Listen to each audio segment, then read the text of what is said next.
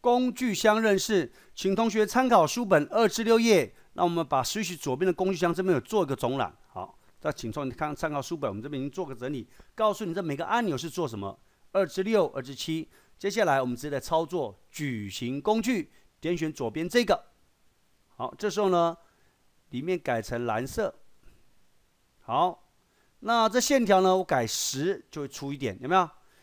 这是外框线，这是内部的填色，所以我拖曳完的时候呢，就一个线条是10，里面是这个的颜色。好，使用箭头工具，按着什么键呢 ？ALT 压着部分，就可以拖曳出来。那可以复制2个完全相同的颜色。好，那这个呢，我点这里可以给它名称喽。名称哪里给？在这个地方输入左框。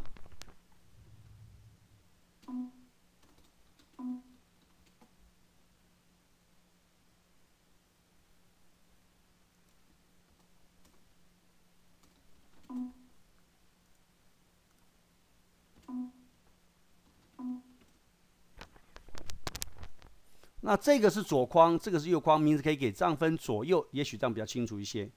啊，那基本的填色，我们看，我们点选这个呢，比如说里面我把它改成黄色。哦，点错了，黄色在这里。那点这里呢，我这边呢改成红色。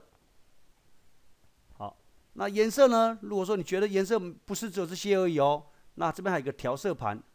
好，我们出来一点，过来一点，各位看一下哦。当我点选色盘的时候，看到这个调色盘。好，我们再出来一点好了，有没有看到这调色盘？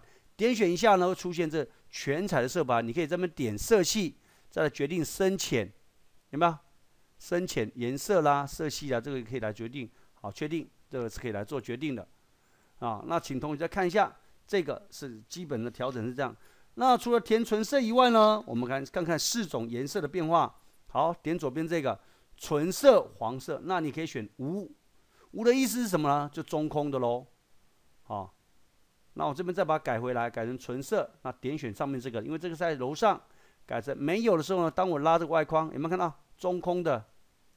它在它上面，好，颜色我改一下了，蓝色的框会在黑色的框的上方，但是中空的。好，这时候我点选纯色，是浅绿色。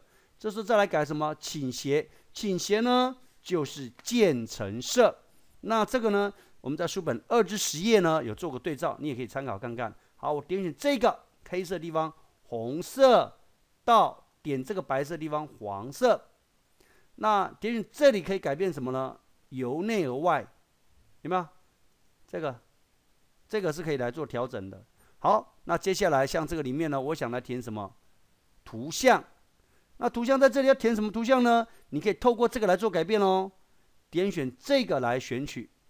好，在我们光碟里面的范例档的第1课，啊，第1课的图你可以拿来用啊，这里可以改成缩图模式。